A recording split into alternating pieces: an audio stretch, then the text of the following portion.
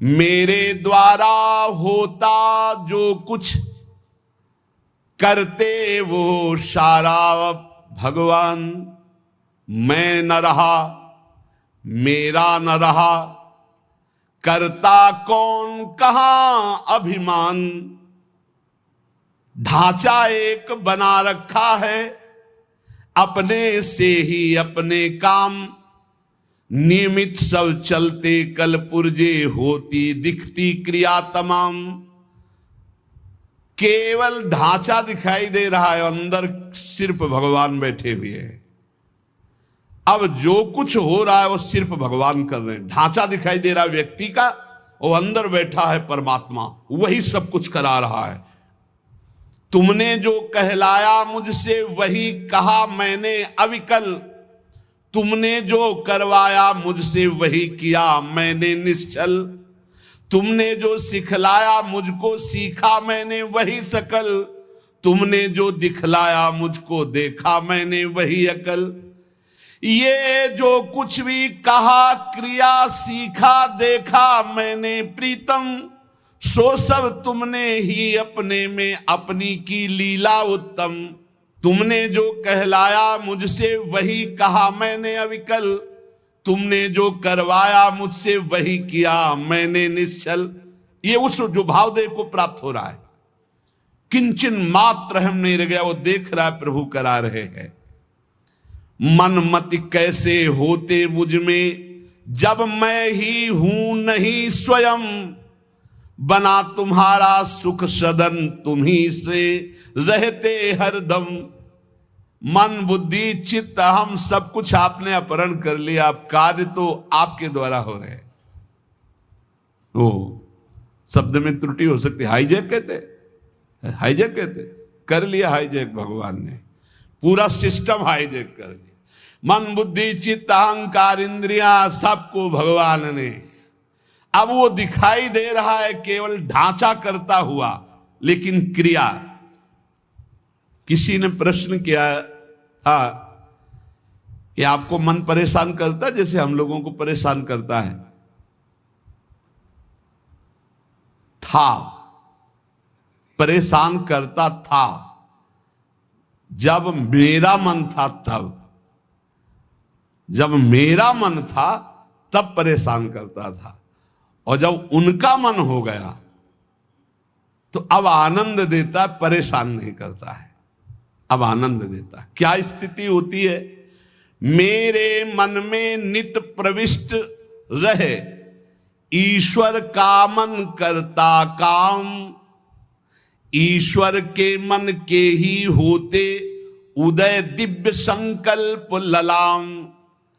अब जो मेरा मन था उसमें ईश्वर का मन आकर बैठ गया। अब जो संकल्प विकल्प हो रहे हैं, अब जो क्रियाएं हो रही, जो भी बात हो रही, जो प्रश्न उत्तर हो रहे, जो चेष्टा हो रही, वो ईश्वर के द्वारा हो रही, वो किसी जीव के द्वारा नहीं हो रही। जीव के द्वारा किसी का परिवर्तन नहीं होता, ध्यान रखना। जो इसमें मैं था उसका अपहरण कर लिया गया, और उस मैं पे जो मैं है वो बैठ गया, अब अपना कार्य वो कर रहा है। रहा न मेरे मन में कुछ भी, ईश्वर के मन के अतिरिक्त। रहता सदा इसी से वो, मधुरमय भगवद रस से अभिषिक्त।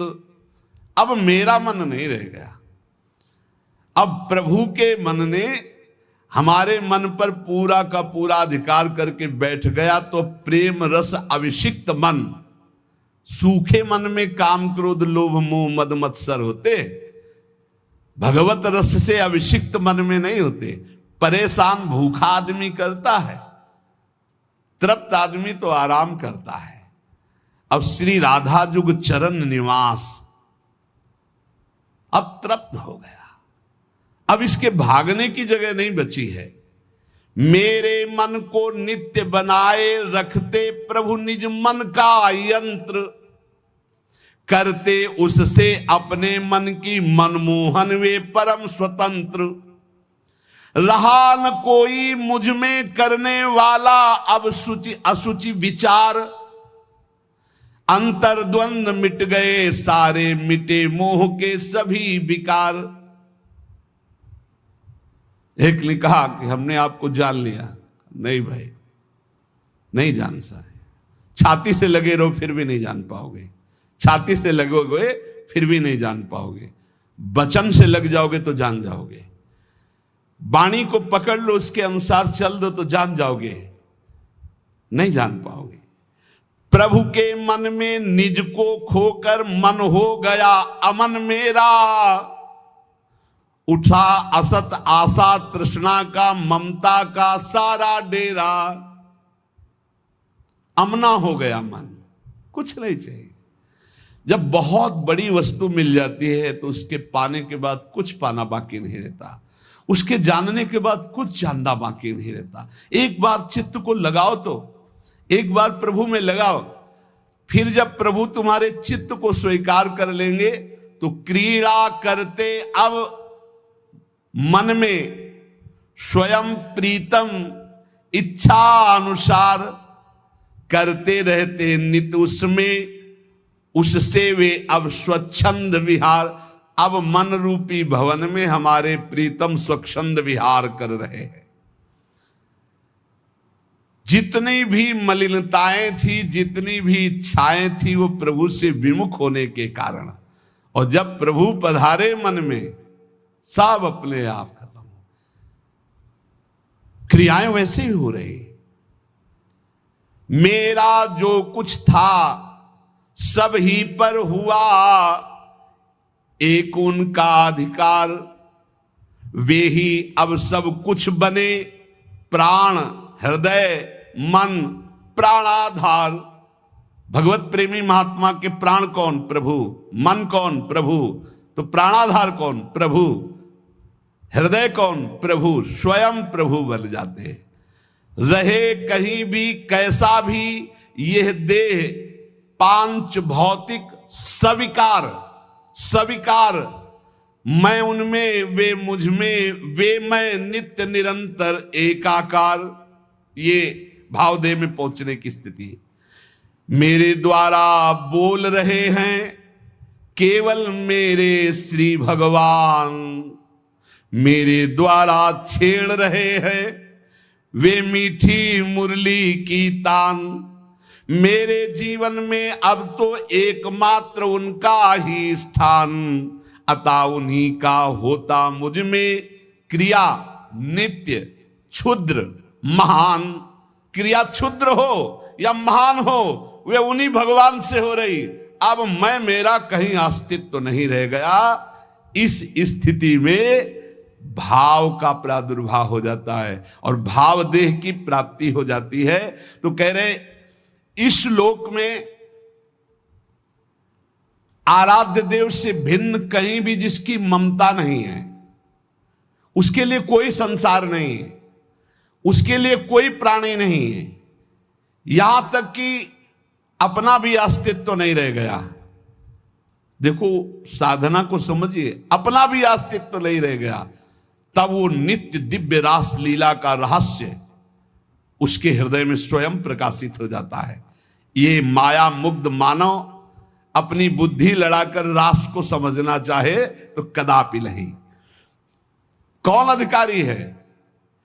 बोले जिसका इस लोक में कोई भी नहीं है, अपनी ममता कहीं नहीं है, जगत में पूरे ना कोई प्राणी पदार्थ में, यहां तक कि अपना भी अस्तित्व खो गया, वो रास का अधिकारी। इसीलिए कई बच्चा के पेट, बच्चा बन जाओ, आचार्य शरणागत हो जाओ, स्थिति वो प्रदान कर देंगे। हृदय में जब तक थोड़ी भी वासना का अंधकार है, वो इस रास के ज्ञान से आलोकित नहीं हो सकता है। जगत के विषयों से त्याग वैराग्य उपरति के अनंतर रसिक महापुरुष की विशिष्ट कृपा, तब वो रास रहस्य का ज्ञाता होता है। श्री श्यामा श्याम की यत्किंचित कृपा से रहस्य प्रकाशित होता है। ये लोक लोक नहीं रह जाता, मृत्यु लोक नहीं रह जाता उसकी दृष्टि में। ये सब दिव्य वृंदावन हो जाता। कहीं भी हो रहे उसकी दृष्टि वृंदावन में ही रहती, उसका दिव्य रास लोक अलग अलौकिक उसके नेत्रों में छाया रहता है। हमारा हृदय तो वासना से ग्रस्त है, दिव्य लोक की बातों पर विश्वास ही नहीं है, पाप की तरफ ही आकर्षण है, यही सुख दिखाई दे रहा है, इस माइक जगत को ही सत्य मान रहे हैं। अरे अभी माइक जगत को त्याग करके योग माया के आवरण को भेद करके आगे बढ़ना। रास में जहां श्री श्यामा श्याम व्यवधान रहित अद्भुत रास रंग में मगन है, ये माया का आवरण और योग माया का आवरण हटे बिना वहां प्रवेश नहीं होता है। वहां का वस्त्र, वहां के शरीर, वहां के खेल सब व्यवधान रहित मायातीत योग मायातीत दिव्य प्रेममय है। वस्त्र भी प्रेम के, वस्त्राभूषण भी प्रेममय। ये नित्य परिकर जो प्रिया प्रीतम का है, इसी के आश्रय से इस परिकर में प्रवेश होता है। ये जो सखी आई, श्री स्वामी हरिदास जी महाराज, ललिता सखी जी, श्री हरिवंश महाप्रभु हित सजनी जी, ये जो नित्य परिकर है किशोरी किशोर का, इन्हीं की कृपा से इधर सोच बढ़ती नहीं, कल्पना भी नहीं कर सकते आप। संभाव्योपि विरंचि नारद शिवो स्वयं भुवाद्यैर नया। इतना आवरण माया का है, इसी को भेद पाना बड़ा कठिन है।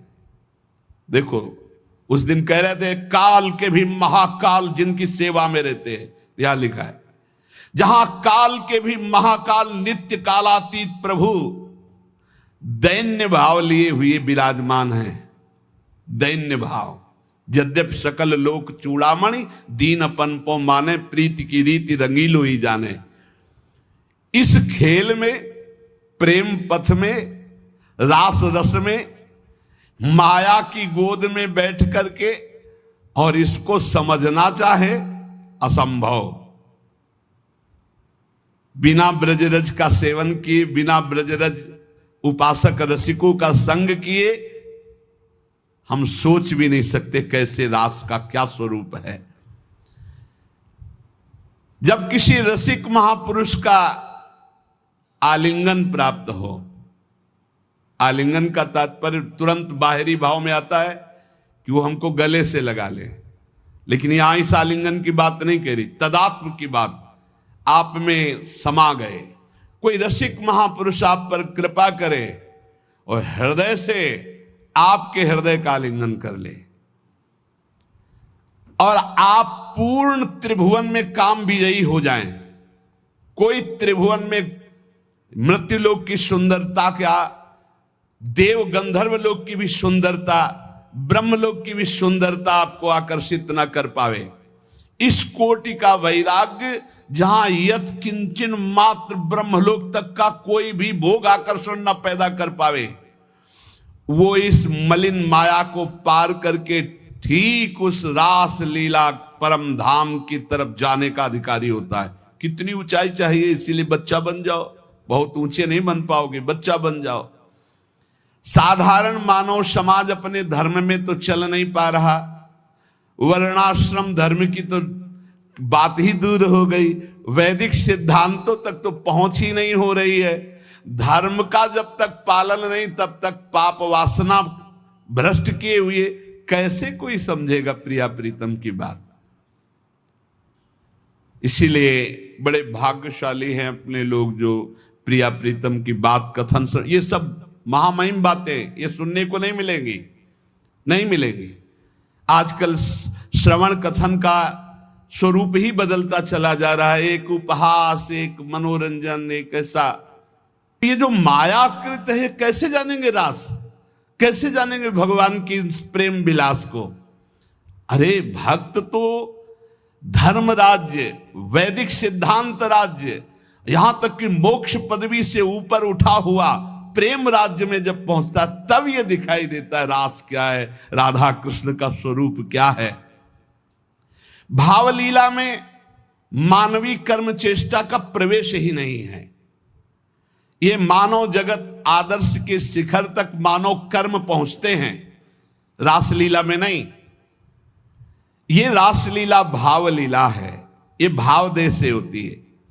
जैसे ब्रज में जो रास हुई, जब भगवान श्री कृष्ण की बंसी बजी तो सब गोपियां भगवान श्री कृष्ण के समीप पहुंची। तो हर गोपी अपने पति के पास सोई हुई थी, जहां जो जैसी थी व्यवस्था में। शरीर से एक भी गोपी नहीं गई। पूज्य महाराज भाई जी महाराज कह रहे, गोपी अपने अपने पति पुत्रों के पास थी। मानव देह मानव के पास था और भाव देह चिदानंद में दिव्य रूप से वो भगवान के समीप गई, रास में सम्मिलित हुई। ये स्थूल सूक्ष्म कारण देह नहीं थे, भाव देह चिदानंद में स्थिति गोपी की। चिन्मय देह भाव देह में दिव्य अलौकिकता होती, उसमें स्त्री पुरुष के चिन्ह ये सब भाव नहीं होते। इस माया देह को वहीं छोड़ दिया था अपने अपने घरों में, और सब भाव देह से पहुंची हुई थी। पूज्य भाई जी महाराज इसमें लिखे, आत्माराम श्री कृष्ण का आलिंगन आत्मा से होता, देह से नहीं। वो आत्मदेह स्वरूपा गोपांगनाएं थी। इसलिए प्रभु को जो रास विलास में तो कहा स्व प्रतिबिंब विभ्रमा, जैसे बालक अपने प्रतिबिंब से खेलता है, अर्थात सब श्री कृष्णमयी चिदानंद देहधारी गोपियां थी, कोई लौकिक स्त्रियां नहीं थी। जब ब्रज रास को ही नहीं समझ पा रहे हैं तो नवनिभृत निकुंज का रास ये भावुक जनों का विषय है, ये कल्पना का लोक नहीं है, ये परात्पर प्रेम का दिव्य लोक है। इसलिए हमारी प्रार्थना उन प्रेमी उपासकों से है कि ऐसे बहिर्मुख जनों का, ऐसे बहिर्मुख व्यवहार का, ऐसे बहिर्मुख वार्ता का त्याग करके अपने भाव को बचाते हुए बहुत ऊंचाई पर प्रभु ने घसीट लिया है प्रिया प्रीतम की उपासना। तो सिर्फ श्यामा श्याम का नाम, श्यामा श्याम के रूप, श्यामा श्याम की लीला, श्यामा श्याम के गुणों का गायन करते हुए संसार की लोक परलोक की कोई परवाह न करते हुए, किसी की समालोचना का ये विषय नहीं, ये अपने हृदय के भाव का विषय है। तो जैसा आचार्य गुरुदेव ने उपदेश किया वैसा हम आगे बढ़ते रहे। पूज्य श्रीपाद प्रबोधानंद जी महाराज, यदि आपको वृंदावन का वास मिल गया है, वृंदावन आने को मिल गया है, अब यहां आपको कोई कटुवचन बोलता है, आपके साथ दुर्व्यवहार करता है, तो आपको पवित्र किया जाता है। ये भाव राज्य है, इसमें स्थूल से सूक्ष्म, सूक्ष्म से सूक्ष्मतर और सूक्ष्मतर से सूक्ष्मतम में प्रवेश होता है। ये दिव्य भावना का लोक है। स्थूल सूक्ष्म कारण भाव चिन्मय, 5 भेद है। पहले स्थूल भाव बनता है, कैसे? शरीर से प्रकट सेवा में खूब तन्मयता, शरीर से जैसी आज्ञा हुई जहां हमें खड़ा कर दिया गया वही शरीर प्रधान। फिर अंतर में घुसता है, अंतःकरण प्रधान, सूक्ष्म शरीर, चिंतन प्रधान। अब बाहर की क्रियाएं तो पहले से ही संयमित हो चुकी है, अब जैसी गुरु आज्ञा वैसा अंदर चिंतन प्रधान। फिर कारण स्वभाव प्रधान हो गया, या जो पर्यो मोहि सहज स्वभाव, श्री हरिवंश नाम रस चाओ, श्रुतौ राधिका कीर्तिरंता स्वभावे। अब उसका स्वभाव बन गया भगवत लीला गाना, भगवत लीला सुनना, भगवत नाम जप करना, भगवत कीर्तन करना, भगवत सेवा करना। तब प्रकट होता है भाव। स्थूल सूक्ष्म कारण तीनों का परिवर्तन जो कर दे उसका नाम भाव। भाव के आगे चिन्मय देह की प्राप्ति होती है, जिसे भाव देह कहते हैं। ये बड़ा विलक्षण होता है, न स्थूल होता है, न सूक्ष्म होता है, न कारण होता है, न यातना देह होता है, न देव देह होता है, न स्वाप्निक देह होता है। एक अलौकिक चिन्मय भाव देह है। ये नित्य, जैसे प्रिया प्रीतम वैसा ये नित्य है चिन्मय देह। ये देह केवल कहने मात्र को ये शुद्ध भगवत स्वरूप है। इसमें देह जनित कुछ नहीं है, हड्डी मांस या पुरुष स्त्री के चिन्ह ये सब नहीं है भाव देह में। अब आप विचार कीजिए, ये जो लीलाएं हैं ये चिन्मय देह से हो रही है, जहां ना स्त्री चिन्ह है ना पुरुष चिन्ह है, ना रक्त है, न मांस है, न मज्जा है, न हड्डी है, न विकार है। निर्विकार चिदानंद चिन्मय देह। कैसे जानोगे कैसी रास हो रही है? यहां देह और देही का भेद नहीं, जैसे आत्मा अलग है देह अलग है। यहां माया का पर्दा नहीं है, यहां बहिरंग प्रकृति का प्रवेश नहीं है, यहां अंतरंगा योग माया का भी प्रवेश नहीं है। यहां माया की चादर डालकर भगवान नहीं खेलते, यहां खुला खेल हो रहा है चिदानंद में। जैसे यहां तो माया की चादर पड़ी हुई, पहले देह फिर अंदर बैठा हुआ चिदानंद तत्व है, उसे कोई बिरला ज्ञानी जानता। समात्मा सुदुर्लभा वासुदेवा सर्वमिति। इस चिन्मय भावदेह की जब प्राप्ति होती है तो केवल प्रिया प्रीतम के मिलन आनंद की व्यवस्था करना और उसी आनंद में पूर्णानंद में डूबना। जैसी हरिवंश लाल ललना मिली तो हियो सिरावत मोर, चिदानंद भावदेह से चरी। इसमें जो चरम सुख है उसके आगे मोक्ष सुख कड़ुआ लगता है। यह रहस्य तभी खुलता है जब दिव्य लीला राज्य के भावरस में डूबे हुए किसी भावुक महापुरुष की शरणागति मिल जाए और उनकी बताई हुई उपासना के क्रम से स्थूल शरीर, सूक्ष्म शरीर, कारण शरीर, तीनों से परे भाव, भाव से भी गाढ़ भाव दे चिदानंदमय की प्राप्ति, तब इस लीला में प्रवेश हुआ।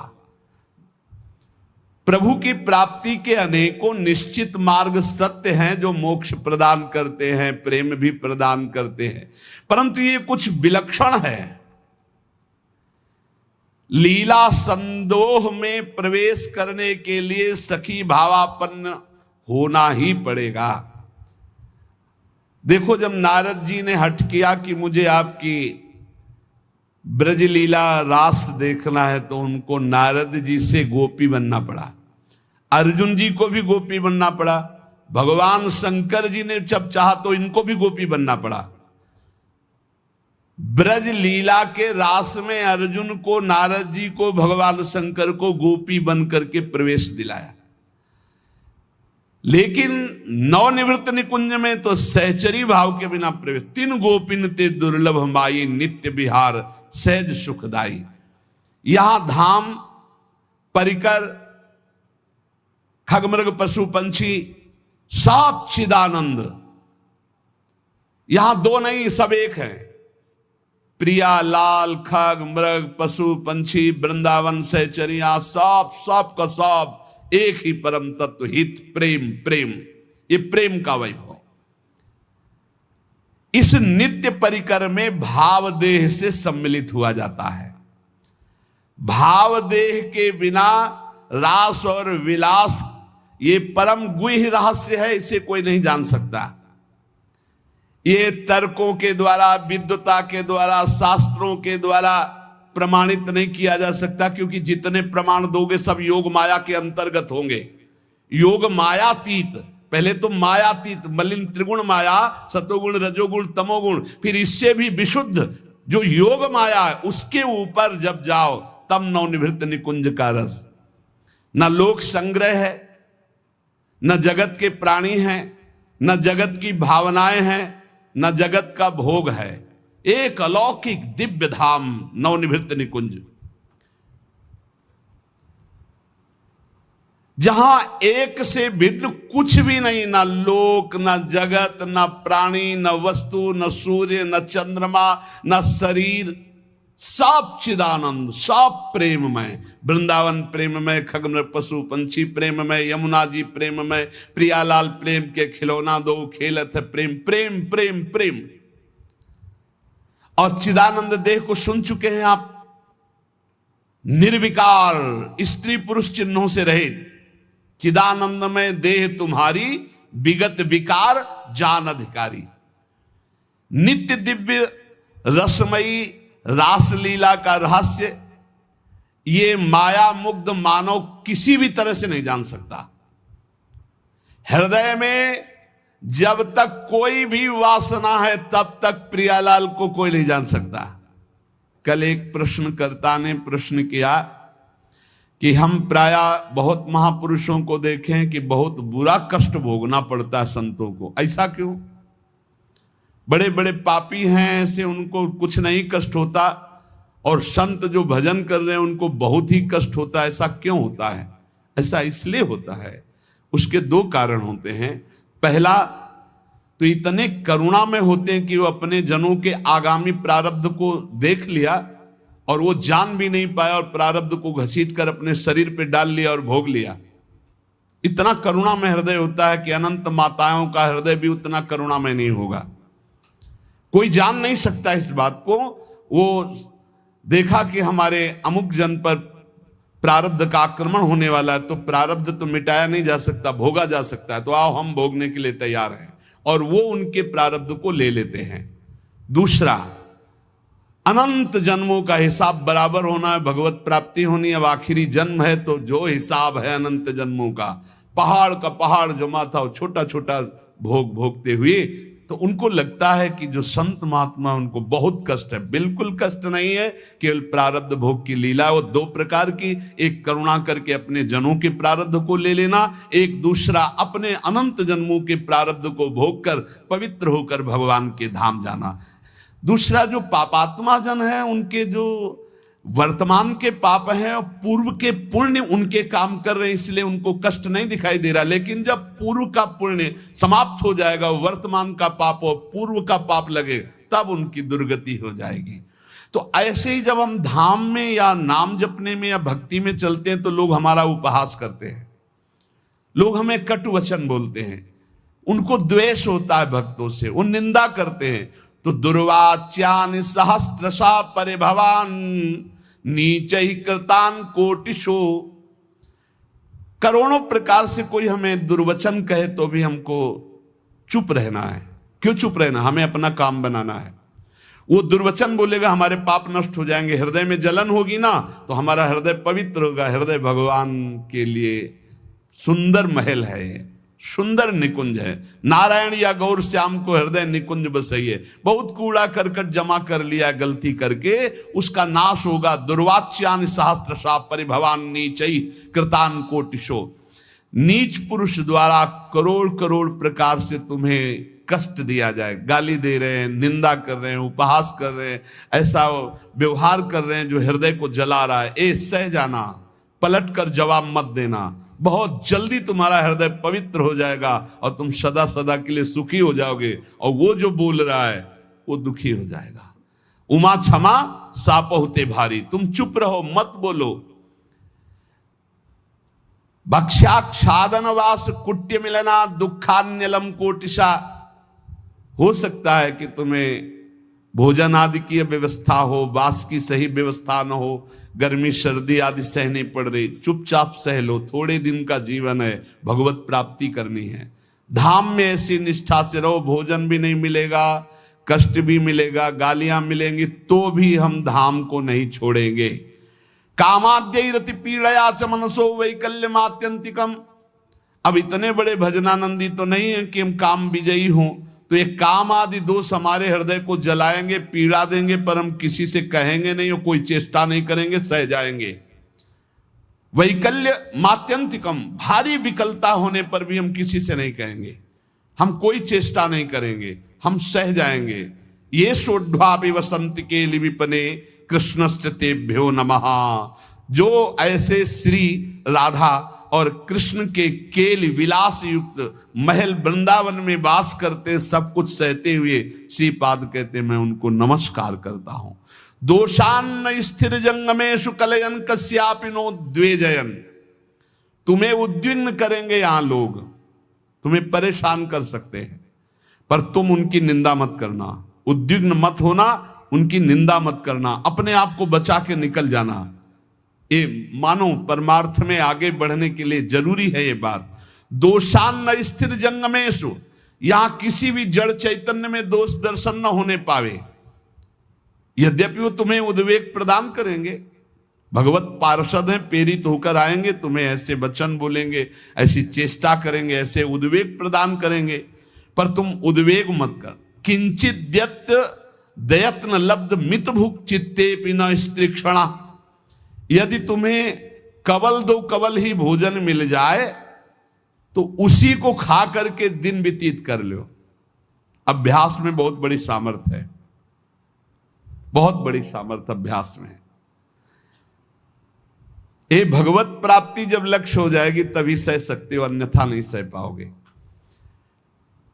अगर कवल दो कवल भी भोजन मिल जाए तो उधर में डाल लिया, पूरा दिन व्यतीत। कवल दो कवल तो बहुत होता है, 3-4 दिन में कभी ऐसे गुड़ मिल जाता था ना गंगा किनारे, गुड़, तो गुड़ पाके एक कमंडल जब गंगा जल पीते थे तो ऐसे भगवान की तरफ, कितने कृपालु भगवान हो, ऐसे एकांत में भी आप हमारे उदर पोषण को देते हो। आज तुम 3 बार पाते हो, एक बार भी भगवान हृदय से जय नहीं बोलते होगे, हृदय से जय नहीं बोलते होगे कि आहा कितने कृपालु प्रभु आप हो, आप कितना प्यार करते हो। कभी रोते हो प्रभु के प्रति, कितना प्यार है प्रभु का। हर व्यवस्था है लेकिन कभी एकांत में जय जयकार हृदय से नहीं कर कि आपकी कितनी अपार कृपा है नाथ हम पर। और कह रहे मितभुक चित्ते पिन स्त्री क्षणा, एक क्षण के लिए भी वृत्ति काम भोग के लिए किसी माता बहन की तरफ गंदी भावना से न जाने पावे।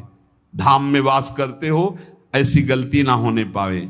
श्री राधा मुरली धरोज्वल यशहा श्रणवन गृणन संस्मरन यो वृंदावन मावसेन मधुर धीर धन्याय तस्मै नमः। जो हर समय राधा मुरलीधर का निरंतर नाम जप करता है, यशोगान करता है, किसी माता बहन की तरफ काम भाव से एक क्षण भी नहीं देखता है, थोड़ा कवल दो कवल मिल जाए उसी से काम चला लेता है, रात दिन भजन में है पर लोग उसे गाली देते हैं, लोग उसको दुर्वचन बोलते हैं पर वो कुछ नहीं बोलता, सह जाता है। तो श्रीपाद कह रहे हैं धन्याय तस्मै नमः, वो धन्य हो गया, मैं उसे नमस्कार करता हूं। ऐसा हमारा जीवन श्रीधाम वृंदावन के प्रति समर्पित हो, निरंतर नाम जप करें और जो भाव में झांकी आ रहे उसे कल्पना मत मानो। बहुत रोमांचित हो कि प्रभु पधारे, प्रियालाल हमारे ध्यान में आ रहे, और जैसा तुम्हारा गाढ़ ध्यान होता जाए किसी से कभी कहना मत कि स्वप्न में भगवान आए हैं या हमारे ध्यान में भगवान आए हैं, आज तो हमने ऐसा अनुभव किया, वैसे कुछ मत बोलो। परमार्थ की अनुभूतियां छुपाने से आगे बढ़ती हैं, अगर हम जरा भी बोल दिए तो उसी दिन से बंद हो जाएंगी। इसलिए सावधान रहो, खूब नाम जप करो, अपने भाव की बातें किसी को बताओ मत, और किसी के द्वारा आपके प्रति जो दुर्वचन है, अपमान है, निंदा है, इनको सह जाओ। जैसा रूखा सूखा मिले उससे उदर पोषण करो। यहां से जाना है, शरीर छोड़ना है, भगवत प्राप्ति करनी है, ये दृढ़ निश्चय रखो।